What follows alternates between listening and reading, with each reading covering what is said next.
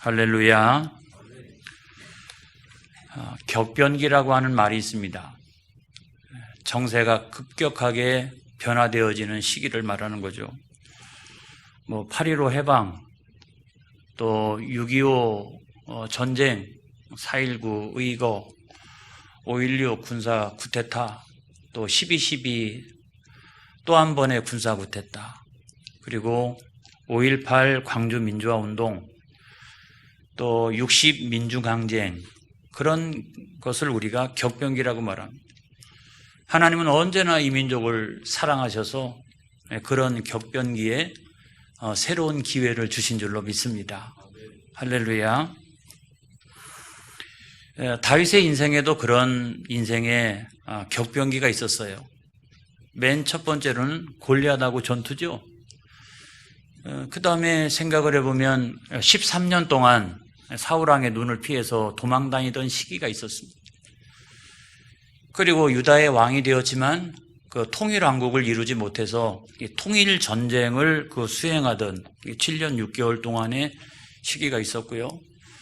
그리고 맨 마지막에는 자식이었던 압살롬의 반역 사건이 있었습니다. 이런 모든 그 인생의 격변기에서 다윗이 가장 가슴 아프게 생각했던 부분은 뭐냐면 자식이었던 압살롬의 반역 사건이었죠. 나중에 뒤에 가서 우리가 살펴보면 알겠습니다만은 사울왕이 죽었을 때도 그렇게 통곡하지는 않았어요. 아주 통곡하고 아비로서 얼마나 자괴감을 느꼈겠어요. 그렇죠? 상실감 같은 게 크고, 자식이 칼을 들어가지고 아비의 목에다가 갖다 대니까 얼마나 기가 막힌 일이 라고 생각을 했겠습니까? 이와 같은 격변기에는 그 많은 인물들이 등장을 합니다. 8.15 해방 직전에도 생각해 보면 그때 독립군들이 있었잖아요. 처자식들 다 놓고 자기 재산들 다 놓고서 만주에 가가지고 정말 엄청난 고생을 했던 그 독립군들이 있는가 하면, 또는 나라를 팔아먹고 친일파로 행세를 하면서 호의호식하고 그렇게 지냈던 사람들도 있잖아요. 다윗도 마찬가지였습니다. 다윗도 그래도 열심히 충성하고 헌신하는 용사들, 신하들이 있었는가 하면, 또는 자식처럼 이렇게 압살롬처럼 자기를 향해서 반역을 하는 이런 자식들도 있었어요. 그래서 이 다윗의 격동기에는 굉장히 많은 사람들이 등장을 합니다. 그 스펙트럼이 굉장히 이렇게 넓어요. 오늘 이 시간에는 그 사람들을 살펴보면서 함께 은혜를 나누도록 그렇게 하겠습니다.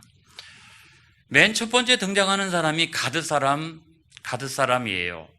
보니까 이때라고 하는 사람이죠.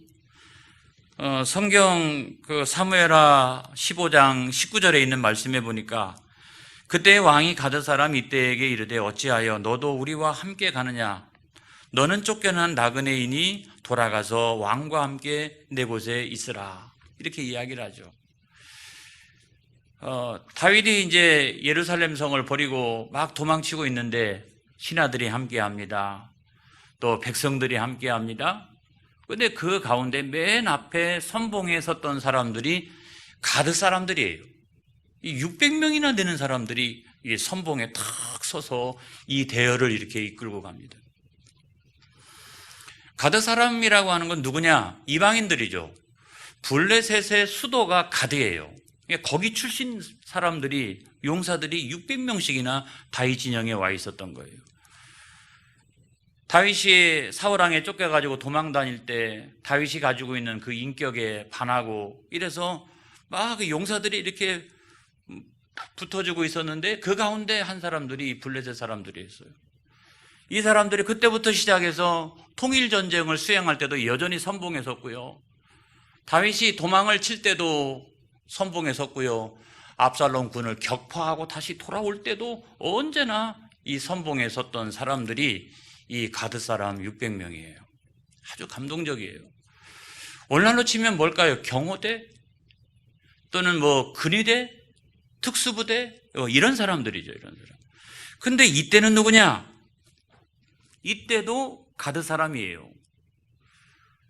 근데 최근에 무슨 정치적인 일 때문에 정치적 망명을 해온 사람이고 블레셋 진영에서도 큰 용사로 아주 소문난 그와 같은 사람이었어요. 그래서 다윗 진영으로 투항을 해와가지고 거기서 군대 장관을 하고 있는데 아마도 가드의 그 600명의 군사를 통솔하지 않았을까라고 생각합니다. 성경에는 없지만 아무튼 이래서 도망칠 때도 이때가 또는 다시 나중에 돌아올 때도 이때가 언제나 가드의 600명의 용사들과 함께 돌아왔어요. 그 선봉장의 역할을 했던 사람이 이 사람이에요. 이 사람은 같은 민족도 아니었습니다. 이 사람은 이방인이었어요. 그래서 다윗이 뭐라고 얘기했냐면 이렇게 이야기합니다. 21절에 보면 이때가 왕께 대답하여 이르되 여호와의 살아계심과 내 주 왕의 살아계심으로 맹세하옵나니 진실로 내 주 왕께서 어느 곳에 계시든지 사나 죽으나 종도 그곳에 있겠나이다 하니 그랬어요. 너는 가라. 너는 가라. 너는 이방인이잖아. 그러니까 여기에 끼지 말고 너는 가라. 내 나라로 가든지 압살롬 군에 가든지 너는 가라. 여기 끼지 마라. 너 피해본다. 그렇게 했더니 이때가 하나님의 살아계심과 왕의 살아계심을 두고 내가 맹세하옵나니 왕이 어디로 가든지 나는 함께 하겠습니다 라고 이야기를 했어요. 이런 사람을 우리가 뭐라고 표현하는 것이 좋을까요? 충성스러운 용사죠. 뭐라고 이렇게 다르게 표현할 길이 없어요. 두 번째 등장하는 사람은 사독과 아비아달입니다. 여러분 성경의 29절에 보니까 사독과 아비아달이 하나님의 궤를 예루살렘으로 도로 메어다 놓고 거기 머물러 있으니라. 이런 말씀이 있잖아요. 다윗이 막 도망치니까 제사장들도 성전에 있던 언약궤 그거를 어깨에다 메고서 다 나와가지고 다윗과 함께 도망가려고 이렇게 서 있는 거예요. 그랬더니 그거를 보고서 다윗이 뭐라고 얘기합니까? 너희는 언약궤를 메고 다시 돌아가라 그랬어요. 돌아가라 그랬어요. 왜 돌아가라고 얘기를 했느냐? 25절의 말씀에 보니까 왕이 사독에게 이르되 보라 하나님의 궤를 성읍으로 도로 메어 가라. 만일 내가 여호와 앞에서 은혜를 입으면 도로 나를 인도하사 내게 그 궤와 그 계신 데를 보이시리라 그랬어요. 이게 저는 다윗의 매우 중요한 장점이라고 생각합니다. 이와 같이 기가 막힌 일을 당하고 있으면서도 다윗은 언제나 하나님의 은혜를 구하고 있어요. 하나님이 나에게 은혜를 주시면 내가 지금 도망치고 있지만 나중에 반드시 돌아오게 될 것이다. 하나님의 은혜를 언제나 이렇게 구하고 있어요. 그런데 다윗이 돌아가라 라고 얘기했던 두 가지 중요한 이유가 있어요. 그거는 제사장들이 가지고 있는 그 매우 중요한 두 가지 기능 때문에 그래요. 그 역할 때문에 그래요. 하나는 뭡니까? 제사장은 하나님 앞에 제사를 드리는 거예요. 이들이 도망가면 어떻게 합니까? 어떤 환난과 역경이 있을지라도 여기에서는 제사가 드려져야 되는 거예요. 그리고 또 다른 하나는 뭡니까? 또 다른 하나는 하나님께로부터 들었던 계시, 그 하나님의 말씀을 백성들에게 가르쳐야 할 그 막중한 책임이 있는 거예요. 아무리 환난의 때라 할지라도 이거는 내려놓을 수 없다는 거예요. 이거는. 그러니까 너희들은 돌아가라. 돌아가서 죽이면 죽고 그 안에서 어떻게 해요? 하나님 앞에 제사 드리고 어떻게 백성들에게 하나님의 말씀을 가르치라. 그랬더니 이들이 다시 언약궤를 메고서 예루살렘 성을 향하여 돌아갔다는 겁니다. 여러분 이들을 뭐라고 얘기하면 좋을까요? 저는 영적인 중심이다. 영적인 중심이다. 교회 안에서 누가 영적인 중심입니까? 어떤 직분을 가지고 있느냐? 여러분 이것이 꼭 중심은 아니에요. 실제적인 중심은 뭐냐? 하나님 앞에 신실한 예배자. 할렐루야. 어떤 역경과 환난이 있더라도 하나님 앞에 신실한 예배자, 그리고 열정적으로 기도하는 사람들, 그리고 하나님 말씀에 순종하는 사람들, 그런 사람들이 영적인 중심을 딱 하고 차지하고 있는 교회는 전혀 흔들림이 없습니다. 할렐루야. 그런 사람들이 교회의 중심을 이뤄가는 거예요. 제가 지난 주일에 휴가를 갔다가 와서 토요일 날 이렇게 설교를 준비하고 있는데 교회당 안에서 찬양 소리가 막 울려 퍼져요. 그리고 막 합심해서 누군가가 이렇게 기도합니다. 시간을 딱 봤더니 바울 전도대가 모여가지고 찬양하고 기도하는 시간이더라고요. 그 순간에 마음의 평안이 쫙 찾아오는 거예요. 또 빼앗겼던 이 기쁨도 막 이렇게 마음속에서 막 이렇게 올라오는 거예요. 그래서 얼마나 감사한지 뚝딱 설교를 1시간 이내로 쫙. 할렐루야. 제가 원래 오랫동안 준비하는 스타일인데 그냥 이렇게 하나님의 은혜로 말미암아 설교가 쓰여지는 거예요. 얼마나 감사한지 알 수가 없습니다. 여러분들이 영적인 중심이다. 항상 여러분들이 영적인 중심이다. 내 예배의 자리, 기도의 자리, 말씀 순종의 자리, 그 자리를 잘 지키고 있는 것이 교회를 든든하게 하는 거예요. 그것보다 더 큰 힘은 없는 거예요. 그 다음에 세 번째로는 아이도벨입니다. 아이도벨. 이 사람 중요하죠. 31절의 말씀해 보니까 어떤 사람이 다윗에게 알리되 압살롬과 함께 모반한 자들 가운데 아이도벨이 있나이다 하니 다윗이 이르되 여호와여 원하옵건대 아이도벨의 모략을 어리석게 하옵소서 하니라 그랬어요. 이 아이도벨이라고 하는 사람은 누굽니까? 이 사람은 모사예요. 조금 더 좋게 표현하면 책사죠. 전략가죠. 이런 사람이에요. 굉장히 중요한 사람이에요. 그런데 이 사람이 배신을 했어요. 아예 처음부터 이 사람은 배신을 했던 거예요. 배신을 했는데 다윗이 기도합니다. 이 사람이 배신했다라고 하는 말을 듣고서 하나님, 그의 모든 모략이 무의로 돌아가게 하여 주시옵소서 라고 그와 같이 기도했어요. 왜 그랬느냐? 늘 모사가 여럿 있죠. 이렇게 왕은 모사가 여러 명이잖아요. 그런데 그 모사들 가운데 자기 옆에 늘 있었기 때문에 어떤 사람인지 이미 알고 있었어요. 아주 간교한 사람인 것을 알고 있었어요. 그런데 이 사람이 굉장히 출중한 능력을 가지고 있는데 간교해. 그러니까 이런 사람은 굉장히 위험하다는 생각을 늘 하고 있었어요. 그런데 그런 사람이 이제 압살롬 진영에 가서 모든 전략을 짜고 또 계략을 짜고 그렇게 한다는 소리가 딱 들려오니까 하나님 앞에 기도가 되는 거야. 하나님 앞에 기도가 된 거예요. 이런 사람이 모든 계략을 짠다라고 하면 야, 이게 쉽지 않겠구나 이런 생각이 드는 거죠. 여러분, 아이도벨이 첫 번째로 계략을 짠 것이 뭐냐? 압살롬을 어디로 이끌어갔느냐? 다윗이 남겨놓았던 후궁 10명을 범하는 거였어요. 그게 가장 첫 번째 한 일이잖아요.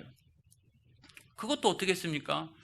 옥상 위에 올라가서 대낮에 수많은 이스라엘 백성들이 보는 앞에서 아버지의 10명의 후궁을 범합니다. 성폭행한 거죠. 그런데 이것이 유대 전통에 있느냐? 여러분, 없어요. 우리가 이전의 성경을 쭉 읽어보세요. 어디에 이게 유대 전통 가운데 있나요? 그거는 그 주변의 고대 근동의 전통 가운데 있는 거예요. 만약에 예를 들어서 전임 왕이 이제 죽었다 이러면 후임 왕이 아버지의 후궁을 범하는 거야.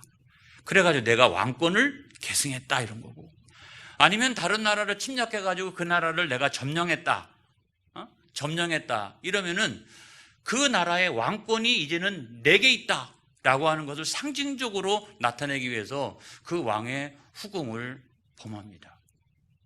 그런데 이것은 유대의 전통이 아니에요. 하나님 말씀 가운데 그런 이야기가 어디 있어요? 그거는 주변에 아주 나쁜 전통이에요. 그런 전통을 아이도벨이 압살롬에게 시킬 거예요. 그 다음에 두 번째로 보면 그가 아주 기가 막힌 계략을 짠다고 하는 것을 알 수가 있는 대목이 뭐냐면, 왕이시여 나에게 군사 1만 2천 명을 내달라고 그래요. 지금 막 다윗이 도망을 치고 있는데 지금 도망칠 때 빨리 추격을 해가지고 요단강을 건너기 전에 전열이 갖추어지지 않는 그와 같은 상황 가운데 지금 기습전을 해가지고 이때에 누구만 죽이면? 다윗 왕만 죽이면, 다윗 왕만 딱 죽이면 나머지 백성들은 우리에게로 돌아오게 될 것입니다. 여러분, 사실은 기가 막힌 계략이잖아요. 아주 간교하지만 기가 막힌 계략이에요. 할렐루야. 하나님의 은혜로 이 계략이 채택이 안 돼요. 이 계략이 하나님의 은혜예요. 이런 계략이 없어요. 아주 기가 막힌 계략이에요. 그런데 이 계략이 채택이 안 돼요. 저는 하나님의 은혜라고 생각합니다. 성경 안에 왜 이 기가 막힌 계략을 채택하지 않았는지 이 기록이 없어요. 하나님의 은혜예요. 아히도벨은 자기의 계략이 채택되지 않은 것을 알고서 고향 집으로 돌아가서 자살을 합니다. 왜 죽었을까요? 전쟁도 안 끝났는데 왜 죽었을까요? 그 이유는 딱 한 가지예요. 다윗이 누구인가 하는 것을 잘 알고 있었기 때문에. 다윗이 누구인가? 다윗은 하나님께로부터 기름 부음 받은 자요, 상승 장군이에요. 지금 막 도망치지만 요단강만 건너서 전열을 정비하면 그의 군대가 600명이라 할지라도 무적의 군대예요. 지금까지 다윗은 거의 전쟁에서 져본 적이 없는 사람이에요. 지금은 쫓겨가니까 도망치고 있지만 전열만 딱 정비하면 이 기습전은 아무것도 아닌 거예요. 그걸 알고 있었기 때문에 이 전쟁 졌다. 이 전쟁 졌다. 그리고 빨리 고향집으로 돌아가가지고 자살을 해요. 자살을. 이런 사람을 우리가 뭐라고 표현하면 좋을까요? 저는 거짓 모사다. 뭡니까?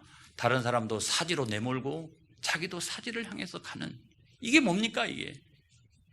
여러분 평생에 이와 같은 거짓 모사를 만나지 않기를 바랍니다. 이 모든 전략을 짜는 그와 같은 거짓 모사를 만나지 않기를 바라요. 그리고 네 번째로는 저 유명한 후세가 나옵니다. 후세. 사무엘하 15장 32절의 말씀에 보니까 다윗이 하나님을 경배하는 마루턱에 이를 때에 아렉 사람 후세가 옷을 찢고 흙을 머리에 덮어쓰고 다윗을 맞으러 온지라 그랬어요. 후세가 나오죠. 후세. 이 사람은 여러분들이 참 주목하시면 좋겠어요. 자, 후세도 다윗의 모사였어요. 모사였어요. 모사였는데 다윗이 이 후세를 어떻게 했냐면 압살롬 진영에다가 거짓 항복을 시켜요. 위장 전향을 시킨 거죠. 그래 이쪽으로 전향을 시켰어요.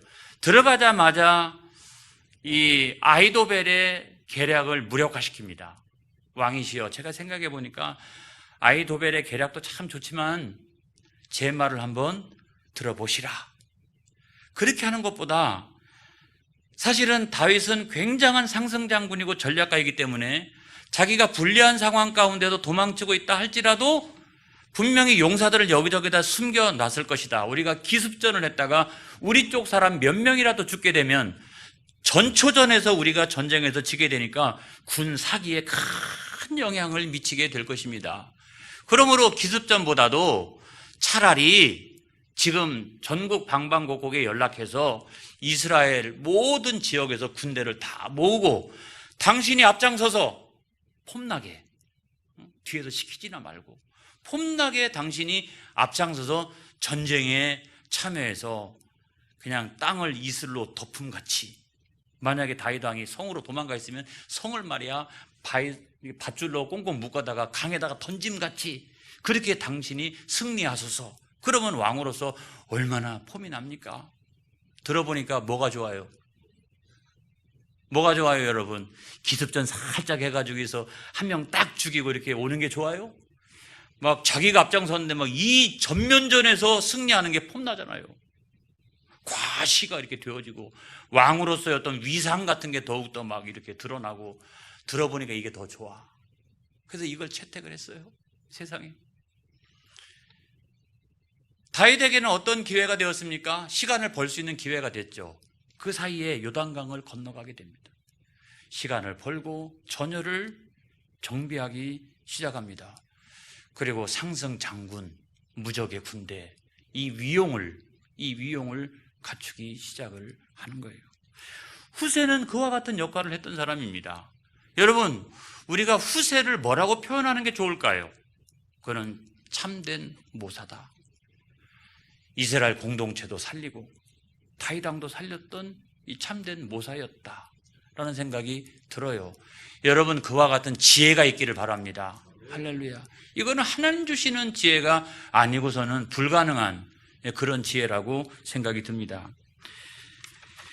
그리고는 네 번째 등장하는 사람이 이름 없는 여인들이에요.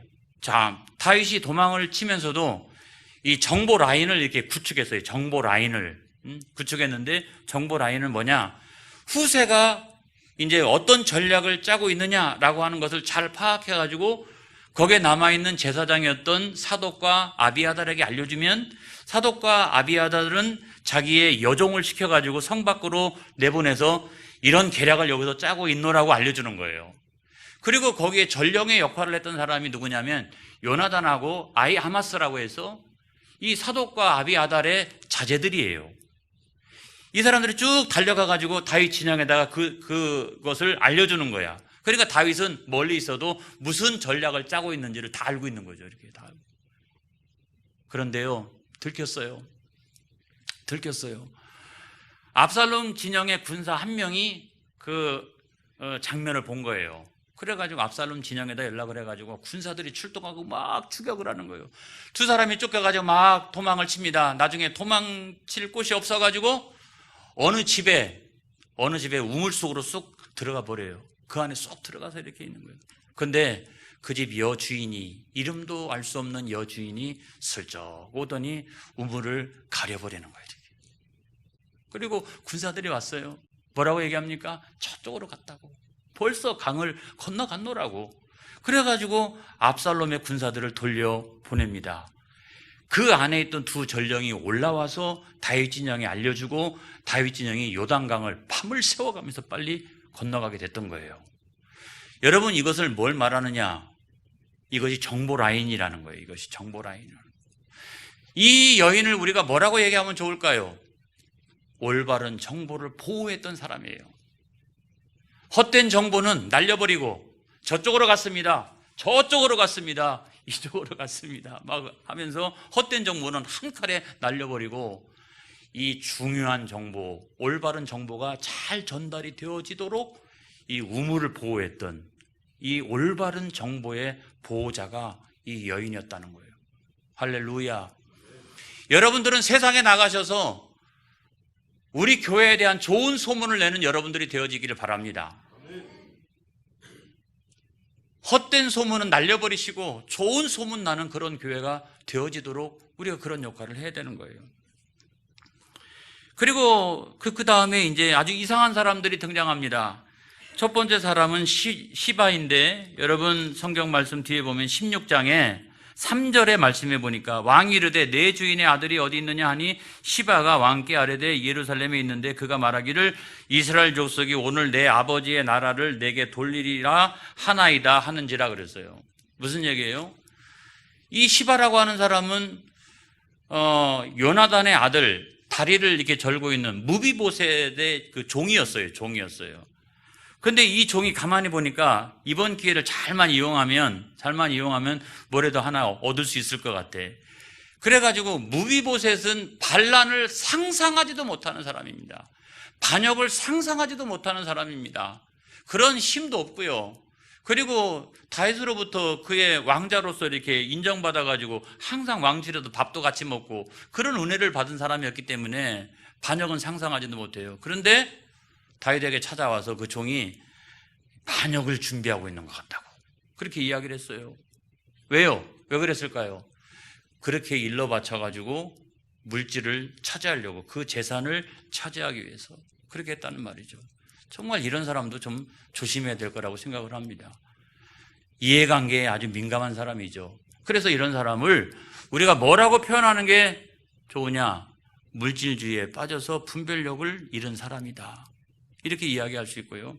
그 다음에 또 한 사람이 등장합니다. 시므이라고 하는 사람이 등장하는데, 이 사람 막 지나가는데 막 돌도 던지고 막 그냥 저주하고 욕지거리하고 이런 사람이에요. 그래서 이 사람이 어떤 사람인가 성경을 찾아보니까 5절에 다윗 왕이 바후림의 이름에 거기서 사울의 친족 한 사람이 나오니 게라의 아들이요 이름은 시므이라. 그가 나오면서 계속 저주하고 또 다윗과 다윗 왕의 모든 신하들을 향하여 돌을 던지니 그때 모든 백성과 용사들은 다 왕의 좌우에 있었더라 그랬어요. 왜 그랬을까요? 이 사람은 누구냐면 이 사울 왕의 친족이에요. 그런데 사울 왕가가 멸망을 당했잖아요. 근데 멸망당한 이유는 뭐냐면 블레셋하고 무리한 전투를 하다가 그 전장에서 길보아 산에서 죽었잖아요. 그런데 이 모든 책임이 누구에게 있다? 다윗에게 있다. 다윗이 언제 그 사울 왕한테 나가서 전쟁하라고 이야기한 적이 있어요? 아니면 그 블레셋과 무리한 전투를 하라고 이야기한 적이 있어요? 전혀 상관이 없는데 무조건 다 다윗의 책임이래. 가족회의를 했나 봐요. 그래가지고 그냥 무조건 친족이라고 하는 이유로 그냥 무조건 다윗을 향해서 당신이 모든 그 범죄 원흉이다 당신이, 이래가지고 거기다가 저주하고 돌을 던지고 그렇게 했어요. 여러분, 우리가 이런 사람들을 뭐라고 얘기하면 좋을까요? 가족주의와 친족주의에 빠져서 분별력을 잃은 사람들이에요. 여러분, 교회 안에는 우리 모두가 그리스도 예수 안에서 한 형제요 자매인 줄로 믿습니다. 할렐루야. 지나치게 가족주의나 친족주의에 빠지면 안 되는 거예요. 그리고 맨 마지막에 요단강을 건넜습니다. 다윗을 돕는 사람들이 나타났습니다. 자, 17장에 보게 되면 27절에 다윗이 마하나임에 이르렀을 때에 암몬 족속에게 속한 라빠 사람 나하스의 아들 소비와 로데발 사람 암미엘의 아들 마길과 로글림 길르앗 사람 바르실레가 그랬어요. 세 사람이 등장하죠. 그런데 이 세 사람이 누구냐? 한 사람은요, 이거 이방인이죠. 암몬 사람이잖아요. 바르실레는 우리가 잘 알죠. 바르실레는 요단강 동편에서 최고의 부호가 바르실레예요. 소비라고 하는 사람도 마찬가지예요. 이 사람도 굉장한 부호예요. 이 세 사람은 당시 이스라엘을 둘러싼 고대 근동의 3대 부자, 3대 부호가 이 사람들이에요. 그런데 옛날에 다윗에게 은혜를 입은 적이 한 번씩 있어요. 그래가지고 지금 이 어려운 때 오늘날로 치면 3대 대기업의 총수가 은혜를 알고 이쪽 편에 서준 거예요. 물량을 다 대주고. 그러니까 이제 군사만 오면 돼. 그렇죠? 물량을 다 대주고 그렇게 했어요. 그래가지고 다윗의 진영이 그런 위용을 이제 갖추기 시작을 하게 된 거죠. 저는 우리 교회 안에서도 이와 같은 은혜를 아는, 은혜를 깨닫는 부호들이 많이 일어나기를 축복합니다. 우리 교회 안에 이와 같이 은혜를 깨닫는 많은 기업가들도 우리 교회에 등록했으면 좋겠어요. 이런 분들이 우리 교회 안에 많이 일어나기를 주님의 이름으로 축복합니다. 여러분, 제가 지금까지 인간 군상들을 쭉 천태만상을 쭉 얘기했어요. 그러니까 사람들은 1000가지, 10,000가지 모습을 보여줄 수 있다는 거죠. 제가 그 얘기를 하려고 그러는 거예요. 그러면서 결론은 어떤 거냐? 결론은 이겁니다, 여러분. 사람의 계략으로는 승리하지 못한다. 다윗의 가장 중요한 장점 뭐예요? 이때한테도 가라는 거예요.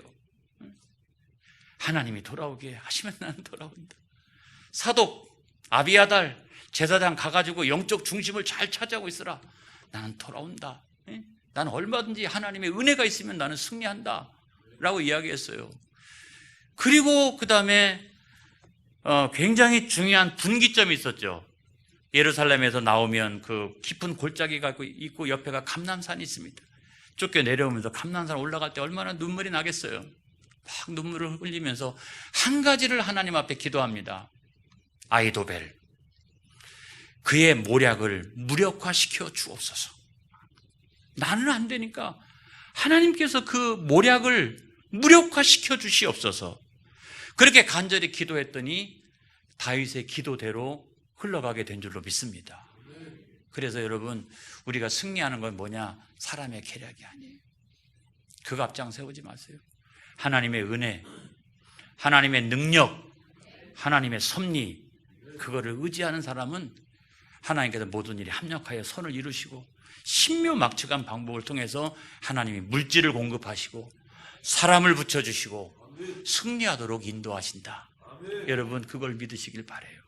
기도하겠습니다.